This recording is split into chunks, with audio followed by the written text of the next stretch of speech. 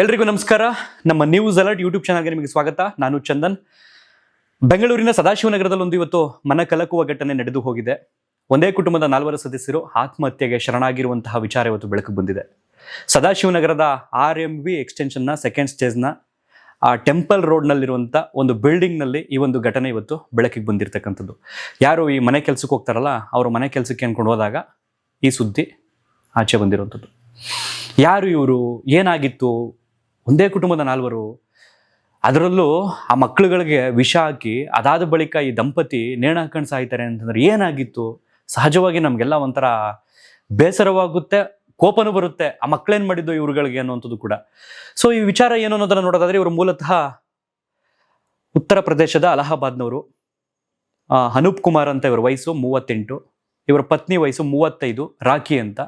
ಜೊತೆಗೆ ಇವ್ರಿಗೆ ಒಂದು 5 ವರ್ಷದ ಹೆಣ್ಮಗು ಅನುಪ್ರಿಯಾ ಅಂತ, 2 ವರ್ಷದ ಒಂದು ಪುಟ್ಟ ಗಂಡು ಮಗು ಪ್ರಿಯಾಂಶ್ ಅಂತ. ಕೆಲಸ ಅರಸಿ ಬೆಂಗಳೂರು ಬಂದಿರ್ತಾರೆ. ಪ್ರೆಸೆಂಟಿಗೆ ಏನು ಆತ್ಮಹತ್ಯೆ ಮಾಡ್ಕೊಂಡಿದ್ದಾರೆ, ಈ ಬಿಲ್ಡಿಂಗಿಗೆ 2 ವರ್ಷದ ಹಿಂದೆ ಬಂದು ಬಾಡಿಗೆಗೆ ವಾಸವಾಗಿರ್ತಾರೆ. ಸಹಜವಾಗಿ ನಿಮಗೆ ಸದಾಶಿವನಗರ ಅಂದ ತಕ್ಷಣನೇ ದೊಡ್ಡವ್ರು ಇರೋರು ಏರಿಯಾ, ಸಿನಿಮಾ ನಟರು, ರಾಜಕಾರಣಿಗಳು, ಬಿಸ್ನೆಸ್ ಮ್ಯಾನ್ಗಳು ಅಂಥವ್ರು ಇರೋವಂಥ ಏರಿಯಾ. ಅಂಥ ಏರಿಯಾದಲ್ಲಿ ಇವ್ರು ಇದ್ದಾರೆ ಅಂತಂದರೆ ದೊಡ್ಡವರೇ ಅಂತ ಅನಿಸುತ್ತೆ. ಬಟ್ ಕೆಲವ್ರು ಏನಾಗಿರುತ್ತೋ ಗೊತ್ತಿಲ್ಲ, ಪ್ರತಿಷ್ಠೆಗೋಸ್ಕರ ಇರ್ತಾರೋ ಅಥವಾ ಅವಶ್ಯಕತೆಗೋಸ್ಕರ ಅಲ್ಲಿರ್ತಾರೋ, ತಾವು ಕೆಲಸ ಮಾಡೋ ಜಾಗಕ್ಕೆ ಹತ್ರ ಆಗಬೇಕು ಅಂತ ಗೊತ್ತಿಲ್ಲ. ಬಟ್ ಅಂಥ ಏರಿಯಾದಲ್ಲಿ ಇವತ್ತು ಈ ಘಟನೆ ನಡೆದೋಗಿದೆ. ಎಲ್ರಿಗೂ ಕೂಡ ಒಂದ್ಸಲ ಆಶ್ಚರ್ಯ ಆಗ್ಬೋದು, ಆ ಏರಿಯಾದಲ್ಲಿ ಸೂಸೈಡು, ಆತ್ಮಹತ್ಯೆ, ಅದು ಒಂದೇ ಫ್ಯಾಮಿಲಿಯವರೆಲ್ಲ, ಅಂಥದ್ದು ಏನಾಗಿತ್ತು ಅನ್ನೋಂಥದ್ದು ನಿಮಗೆ ಕಾಡುತ್ತೆ. ಮೊದಲಿಗೆ ಈ ಪೊಲೀಸರು ಯಾವಾಗ ಇದೆಲ್ಲ ಆಗುತ್ತೆ, ಯಾರು ಮನೆ ಕೆಲಸದವರು ಕೆಲಸ ಮಾಡೋಕ್ಕೆ ಅಂತ ಹೋಗಿ ಬಾಗಿಲು ತೆಗೆದಾಗ ಇದೆಲ್ಲ ಘಟನೆ ಬೆಳಕಿಗೆ ಬರುತ್ತೆ. ಅದಾದ ಬಳಿಕ ಅಲ್ಲಿ ಇನ್ಸ್ಪೆಕ್ಟರ್ಗೆ ಮಾಹಿತಿ ತಿಳಿಸ್ತಾರೆ, DCP ಹೋಗ್ತಾರೆ. ಅದೆಲ್ಲವೂ ಕೂಡ ವರದಿಯನ್ನು ಪತ್ತೆ ಮಾಡಿದಾಗ ಅಕ್ಕಪಕ್ಕದವರು, ಹಾಗೇನೆ ಸ್ಥಳೀಯರು, ಹಾಗೇನೆ ಮನೆ ಓನರ್ ಅವರೆಲ್ಲ ಕೊಟ್ಟಂಥ ಮಾಹಿತಿ ಏನು ಅಂತಂದರೆ, ಈ ವ್ಯಕ್ತಿ ಯಾರು ಅನೂಪ್ ಕುಮಾರ್ ಅನ್ನೋಂಥವ್ರು ಒಂದು ಸಾಫ್ಟ್ವೇರ್ ಕಂಪ್ನಿಯಲ್ಲಿ ಕನ್ಸಲ್ಟೆಂಟ್ ಆಗಿ ಕೆಲಸ ಮಾಡ್ತಾ ಇರ್ತಾರೆ. ಇತ್ತೀಚೆಗೆ ಲಾಸ್ ಆಗ್ತಿತ್ತಂತೆ. ಆರ್ಥಿಕತೆ ಅಂದರೆ ಮಾಮೂಲಿ ಗೊತ್ತಿರ್ತಲ್ಲ, ಎಕನಾಮಿಕಲಿ ಪ್ರಾಬ್ಲಮ್, ಮನೆಯ ಪರಿಸ್ಥಿತಿ ಮ್ಯಾನೇಜ್ ಮಾಡೋಕ್ಕಾಗ್ತಿಲ್ಲ, ಮನೆಯನ್ನು ಮೇಂಟೈನ್ ಮಾಡೋಕ್ಕಾಗ್ತಿಲ್ಲ, ತನ್ನವರನ್ನ ಸಾಕೋಕ್ಕಾಗ್ತಿಲ್ಲ ಅನ್ನೋಂಥ ಪರಿಸ್ಥಿತಿ ಬಂದಾಗ ಮನೆ ಯಾವ ಹಂತಕ್ಕೆ ಹೋಗುತ್ತೆ ಅನ್ನೋದನ್ನು ನೀವು ಗಮನಿಸಿ ನೋಡಿರ್ತೀರಿ. ಜಗಳ ಆಗಬಹುದು ಅಥವಾ ಪರಿಸ್ಥಿತಿ ಕೈ ಮೀರೋದಾಗ ಏನು ಮಾಡೋಕ್ಕಾಗದೇ ಇರೋಂಥ, ದಿಕ್ಕು ತೋಚದೇ ಇರೋಂಥ ಪರಿಸ್ಥಿತಿಯಲ್ಲಿ ಆತ್ಮಹತ್ಯೆನೇ ಕೊನೆ ಅಂತ ಹಿಡ್ಕೊಂಡ್ಬಿಟ್ಟಿರ್ತಾರೆ ಎಷ್ಟೋ ಜನ. ಇವರ ಈ ಫ್ಯಾಮಿಲಿಯಲ್ಲಿ ಆ ಪುಟ್ಟ ಮಗು, 5 ವರ್ಷದ ಹೆಣ್ಮಗು ಏನಿದೆ, ಆ ಮಗುಗೆ ಸ್ವಲ್ಪ ಮೆಂಟಲಿ ಅಬ್ನಾರ್ಮಲ್ ಇತ್ತಂತೆ. ಅಂದರೆ ಮಾನಸಿಕ ಸ್ಥಿಮಿತತೆ ಕಳ್ಕೊಳ್ಳುವಂಥದ್ದು. ಅಂದರೆ ಪೂರ್ಣ ಪ್ರಮಾಣದಲ್ಲಿ ಅಲ್ಲ, ಅಲ್ಪ ಪ್ರಮಾಣದಲ್ಲಿ ಮಗುಗೆ ಸ್ವಲ್ಪ ಮೆಂಟಲಿ ಡಿಸ್ಟರ್ಬ್ ಇತ್ತಂತೆ. ಆ ಒಂದು ಟೆನ್ಷನ್ ಇವ್ರಿಗಿತ್ತೋ ಏನೋ ಗೊತ್ತಿಲ್ಲ. ಜೊತೆಗೆ ಮನೆಯನ್ನು ಸಾಕೋಕ್ಕಾಗ್ತಾಯಿಲ್ಲ, ಸಾಲ, ಅದು ಇದು, ಈ ಒಂದು ಟೆನ್ಷನ್ ಇತ್ತೇನೋ ಗೊತ್ತಿಲ್ಲ. ನಿನ್ನೆ ರಾತ್ರಿ ಮಕ್ಕಳಿಗೆ ಊಟದಲ್ಲಿ ವಿಷವನ್ನು ಬೆರೆಸಿ ಕೊಡ್ತಾರೆ. ಮಕ್ಕಳು ತಿಂದವು, ಪಾಪ ಬೆಡ್ಡಲ್ಲಿ ಹಾಗೆ ಮಲಗಿದ್ದವಂತೆ. ವಿಷ ತಿಂದ ಮಕ್ಕಳುಗಳು ಸತ್ತು. ಅದಾದ ಬಳಿಕ ಈ ದಂಪತಿಗಳಿಬ್ಬರು ನೇಣಿಗೆ ಶರಣಾಗಿರುವಂಥದ್ದು. ಸೊ ಪೊಲೀಸರೀಗ ಮೂಲತಃ ಇವರು ಫ್ಯಾಮಿಲಿಯವರು ಏನಿದ್ದಾರೆ ಅವರಿಗೆ ಮಾಹಿತಿಯನ್ನು ತಿಳಿಸಿದ್ದಾರೆ, ಈ ರೀತಿ ಆಗಿದೆ, ಬಂದು ಶವವನ್ನು ಕಲೆಕ್ಟ್ ಮಾಡ್ಕೊಳ್ಳಿ ಅಂತ. ಅದಾದ ಬಳಿಕ ಡೆತ್ ನೋಟ್ ಏನಾದ್ರು ಇದೆಯಾ ಅಂತೆಲ್ಲ ಹುಡುಕ್ತಿದ್ದಾರಂತೆ, ಪತ್ತೆ ಮಾಡ್ತಿದ್ದಾರಂತೆ. ಏನು ಈ ಒಂದು ಆತ್ಮಹತ್ಯೆಗೆ ಮೂಲ ಕಾರಣ ಅನ್ನುವಂಥದ್ದನ್ನು ಪತ್ತೆ ಮಾಡಬೇಕಲ್ಲ. FSL ಅವರು ಇವರು ವರದಿಯನ್ನು ಕೂಡ ತಗೊಳ್ಳೋದಕ್ಕೀಗ ಪತ್ತೆ ಹಚ್ಚುತ್ತಿದ್ದಾರಂತೆ. ಸೊ ಕಾದು ನೋಡಬೇಕು ಯಾವ ಕಾರಣಕ್ಕೆ ಈ ದಂಪತಿ ಆತ್ಮಹತ್ಯೆಯನ್ನು ಮಾಡಿಕೊಂಡ್ರು, ಜೊತೆಗೆ ಆ ಪುಟ್ಟ ಮಕ್ಕಳನ್ನ ಸಾಯಿಸಿದ್ರು ಅಂತ.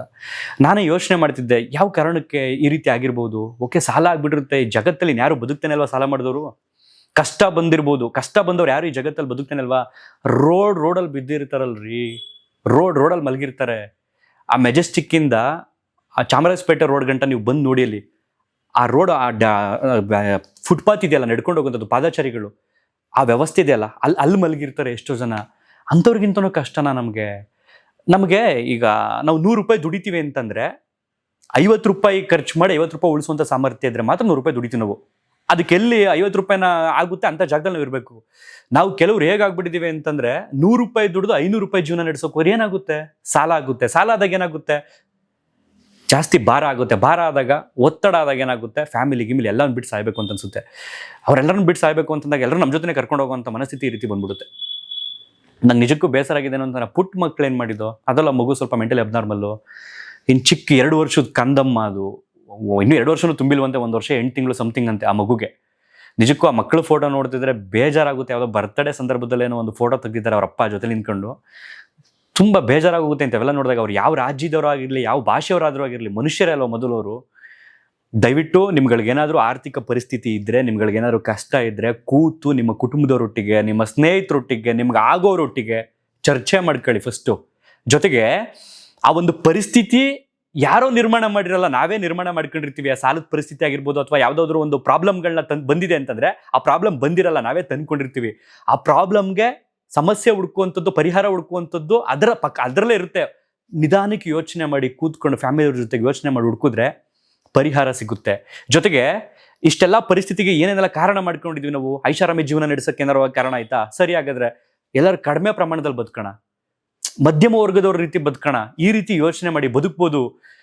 ತೀರಾ ಅತಿರೇಕವಾಗಿ ಹೋದಾಗ ಏನಾಗುತ್ತೆ ಅಂತಂದ್ರೆ ಈ ರೀತಿ ಪರಿಸ್ಥಿತಿ ಆಗುತ್ತೆ. ಸೊ ಹಾಸಿಗೆ ಇದ್ದಷ್ಟು ಕಾಲು ಚಾಚಬೇಕು ಅಂತ ನಮ್ಮ ಹಿರಿಯರು ಈ ಹಿಂದೆ ಹೇಳಿರುವಂಥದ್ದು ಸತ್ಯ. ಅದು ಹಾಸಿಗೆ ಇದ್ದಷ್ಟೇ ಕಾಲು ಚಾಚಬೇಕು. ಹಾಸಿಗೆ ಇಲ್ದೇ ಇರೋಷ್ಟು ನಾವು ಕಾಲು ಚಾಚಕ್ಕೆ ಹೋಗ್ತೀವಿ ಅಂತಂದ್ರೆ ಏನಾಗುತ್ತೆ? ಈ ಥರ ಪರಿಸ್ಥಿತಿಗಳಾಗುತ್ತೆ. ಸೊ ನನಗೆ ವೈಯಕ್ತಿಕವಾಗಿ ಬೇಜಾರಾಗಿದ್ದ ಮಕ್ಕಳುಗಳ ಸಾವು. ಗೊತ್ತಿಲ್ಲ, ಈ ಸಮಾಜದಲ್ಲಿ ಬಹುಶಃ ಆ ತಂದೆ ತಾಯಿ ಯೋಚನೆ ಮಾಡಿರ್ಬೋದು, ನಾವಿಬ್ರು ತೀರೋಗ್ಬಿಡೋಣ ಈ ಮಕ್ಕಳು ಬಿಟ್ಬಿಟ್ಟು ಅಂತ. ಇನ್ನೊಂದು ಕಡೆ ಯೋಚನೆ ಮಾಡಿರ್ಬೋದು, ಅಬ್ನಾರ್ಮಲ್ ಮಗು, ಅದು ಹೆಣ್ಮಗು, ಆ ಮಗುನ ಯಾರು ನೋಡ್ಕೊಳ್ತಾರೆ ಏನು, ಮತ್ತೆ 1.5 ವರ್ಷದ 2 ವರ್ಷದ ಪುಟ್ಟ ಗಂಡು ಮಗು, ಆ ಮಗುನ ಯಾರು ನೋಡ್ಕೊಳ್ತಾರೆ, ಆತಂಕ ಇರ್ಬೋದು. ನನ್ನ ವೈಫ್ ಹೇಳ್ತಿದ್ಲಿ, ಈಗ ಒಂದು ಕಡೆ ಅವರು ಇಬ್ಬರೇ ಸತ್ತು ಆ ಮಕ್ಕಳನ್ನ ಬಿಟ್ಬಿಟ್ರೆ ತುಂಬ ಕಷ್ಟ ಆಗ್ತಿತ್ತು, ಆ ಮಕ್ಕಳು ಜೀವನ ಹೇಗಾಗ್ತಿತ್ತು ಗೊತ್ತಿಲ್ಲ. ಒಂದು ಕಡೆ ಫ್ಯಾಮಿಲಿನೇ ಅಂತ್ಯ ಆಗೋಯ್ತು ಅಂತ. ಸೊ ನೋಡಬೇಕು, ಪೊಲೀಸರು ತನಿಖೆ ಮಾಡ್ತಿದ್ದಾರೆ ಯಾವ ಕಾರಣಕ್ಕೆ ಇವ್ರು ಸತ್ರು ಅಂತ. ಸೊ ಅಲ್ಲಿ ಈಗಾಗಲೇ ಜನ ಸುತ್ತಮುತ್ತವ್ರು ಹೇಳಿದೆಲ್ಲ ಆರ್ಥಿಕ ನಷ್ಟವಾಗಿತ್ತು, ಸೊ ಎಕನಾಮಿಕಲಿ ಪ್ರಾಬ್ಲಮ್ ಆಗಿತ್ತು, ಹಣಕಾಸಿನ ಸಮಸ್ಯೆಯಿಂದನೇ ಸ್ವಲ್ಪ ಬಳಲ್ತಾ ಇದ್ರು ಫ್ಯಾಮಿಲಿಯವರು ಅಂತ ಒಂದು ಹೇಳಿದ್ರು. ಇನ್ನು ಕೆಲವರು ಮಗು ಮೆಂಟಲಿ ಅಬ್ನಾರ್ಮಲ್ ಇತ್ತು, ಸೊ ಆ ಒಂದು ಚಿಂತೆನೂ ಕೂಡ ತಂದೆ ತಾಯಿ ತಗೊಂಡಿದ್ರು ಅಂತ. ಒಟ್ಟಾರೆಯಾಗಿ ಆ 4 ಆತ್ಮಕ್ಕೆ ಭಗವಂತ ಶಾಂತಿಯನ್ನು ಕೊಡಲಿ, ಆ ಮಕ್ಕಳ ಆತ್ಮಕ್ಕೆ ಭಗವಂತ ಸದ್ಗತಿಯನ್ನು ಕರುಣಿಸಲಿ ಅಂತ ಕೇಳ್ಕೊಳ್ತಾ ಈ ವಿಡಿಯೋನಲ್ಲಿ ಎಂಡ್ ಮಾಡ್ತಾ ಇದ್ದೀನಿ. ದಯವಿಟ್ಟು ಈ ರೀತಿ ಯಾರೇ ಪ್ರಾಬ್ಲಮಿಂದ ಬಳಲ್ತಾ ಇದ್ರು ನಿಮ್ಮ ಪ್ರಾಬ್ಲಮ್ಗಳಿಗೆ ಪರಿಹಾರ ಇದ್ದೇ ಇರುತ್ತೆ. ನಿಮ್ಮ ಆತ್ಮೀಯರಲ್ಲಿ, ನಿಮ್ಮ ಅಕ್ಕಪಕ್ಕದವರಲ್ಲಿ, ನಿಮ್ಗೆ ಆಗೋವಂಥವರಲ್ಲಿ ಹೋಗಿ ಸಮಸ್ಯೆಗಳನ್ನು ಶೇರ್ ಮಾಡ್ಕೊಳ್ಳಿ.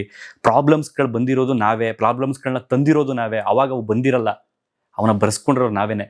ಅದಕ್ಕೆ ಪರಿಹಾರವೂ ಕೂಡ ಇರುತ್ತೆ. ಭಗವಂತನ ನಂಬಿ ಮಾಡೋ ಕೆಲಸದ ಮೇಲೆ ಶ್ರದ್ಧೆ ಇಡಿ, ಖಂಡಿತ ಅದರೆಲ್ಲದರಿಂದ ಆಚೆ ಬಂದು ಬದುಕ್ತೀರಿ. ನಿಮಗೆ ದಾರಿನೇ ಕಾಣ್ತಿಲ್ಲ ಅಂತಂದಾಗ ಈ ದಾರಿಗೆ ಮಾತ್ರ ಹಿಡಿಯೋಕೆ ಹೋಗ್ಬೇಡಿ ಅಂತ ಕೇಳ್ಕೊಳ್ತಾ ಈ ವಿಡಿಯೋನಲ್ಲಿ ಎಂಡ್ ಮಾಡ್ತಾ ಇದ್ದೀನಿ. ಧನ್ಯವಾದ, ಥ್ಯಾಂಕ್ ಯು. ಇವತ್ತಿನ ಬೆಳಗಿನ ಸಮಯದಲ್ಲಿ ಸದಾಶಿವನಗರ ಪೊಲೀಸ್ ಠಾಣೆ ವ್ಯಾಪ್ತಿಯ ಆರ್ಮಿ ಸೆಕೆಂಡ್ ಸ್ಟೇಜ್ ಟೆಂಪಲ್ ರಸ್ತೆಯಲ್ಲಿ ಸುಮಾರು 4 ಜನ, ಒಂದೇ ಕುಟುಂಬದ 4 ಜನ ಮೃತರಾದ ಬಗ್ಗೆ ಮಾಹಿತಿ ಬರುತ್ತೆ. ಸ್ಥಳಕ್ಕೆ ನಮ್ಮ ಒಂದು ಇನ್ಸ್ಪೆಕ್ಟ್ರು ಮತ್ತು ECP ಭೇಟಿ ನೀಡಿ ನಾನು ಕೂಡ ಭೇಟಿ ನೀಡಿದ್ದೇನೆ. ಸದ್ಯದ ಮಾಹಿತಿ ಪ್ರಕಾರ ಮೃತರು ಅನಂತ್ ಕುಮಾರ್ ಅಂತ ಹೇಳ್ಬಿಟ್ಟು ಸುಮಾರು 38 ವರ್ಷ ವಯಸ್ಸು, ಅವರ ಹೆಂಡತಿ ಆಗಿರ್ತಕ್ಕಂಥ ರಾಖಿ ಅಂತ ಹೇಳ್ಬಿಟ್ಟು ಅವ್ರಿಗೆ 35 ವರ್ಷ ವಯಸ್ಸು, 5 ವರ್ಷದ ಹೆಣ್ಣು ಮಗು ಮತ್ತು 2 ವರ್ಷದ ಗಂಡು ಮಗು ಮೃತರಾಗಿದ್ದಾರೆ. ಗಂಡ ಹೆಂಡತಿ ಹ್ಯಾಂಗಿಂಗ್ ಮಾಡ್ಕೊಂಡಿದ್ದಾರೆ. ಸೊ ಇದಕ್ಕೆ ಸಂಬಂಧಪಟ್ಟಂತೆ ಇವರು ಪ್ರಾಥಮಿಕ ಮಾಹಿತಿ ಪ್ರಕಾರ ಮೂಲತಃ ಉತ್ತರ ಪ್ರದೇಶದ ಅಲಹಾಬಾದ್ನವರು, 2 ವರ್ಷದಿಂದ ಇಲ್ಲಿ ರೆಂಟೆಡ್ ಬಿಲ್ಡಿಂಗ್ ಇದ್ದಾರೆ ಅಂತ ಬಿಟ್ಟು ಮಾಹಿತಿ ಇದೆ. ಇವರು ಅನಂತ್ ಕುಮಾರ್ ಒಂದು ಪ್ರೈವೇಟ್ ಫರ್ಮಲ್ಲಿ ಸಾಫ್ಟ್ವೇರ್ ಕನ್ಸಲ್ಟೆಂಟ್ ಆಗಿ ಕೆಲಸ ಮಾಡ್ತಾರೆ ಅಂತ ಹೇಳಿ ಮಾಹಿತಿ ಇದೆ.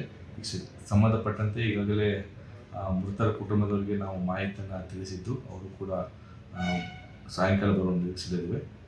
ಪ್ರಕರಣ ದಾಖಲಿಸಿಕೊಂಡು ತನಿಖೆಯನ್ನು ಕೈಗೊಳ್ತಿದ್ದೇವೆ. ಹೆಚ್ಚಿನ ಒಂದು ಮಾಹಿತಿಯನ್ನು ಯಾಕೆ ಇವರು ಈ ಥರ ಏನು ಸೂಸೈಡ್ ಮಾಡಿಕೊಂಡು ಅದ್ರ ಬಗ್ಗೆ ಕಂಪ್ಲೀಟಾಗಿ ಮಾಹಿತಿಯನ್ನು ಕಲಿಯೋಕ್ಕೆ ಮುಂದೆ ತಿಳಿಸ್ತಾರೆ. ಯಾಕಂದರೆ ನಮ್ಮ ಸೋಕು ಟೀಮ್ ಆಲ್ರೆಡಿ ಹೋಗಿದೆ, ಸೋಕು ಟೀಮ್ ವೆರಿಫೈ ಮಾಡ್ತಿದ್ದಾರೆ. ಸದ್ಯಕ್ಕೆ ಸಂಬಂಧಪಟ್ಟಂತೆ ಪ್ರಾಥಮಿಕ ಮಾಹಿತಿ ಪ್ರಕಾರ ಎಲ್ಲ ಎವಿಡೆನ್ಸ್ ಕಲೆಕ್ಟ್ ಮಾಡಿದ ನಂತರ ತಮಗೆ ತಿಳಿಸ್ತಾರೆ.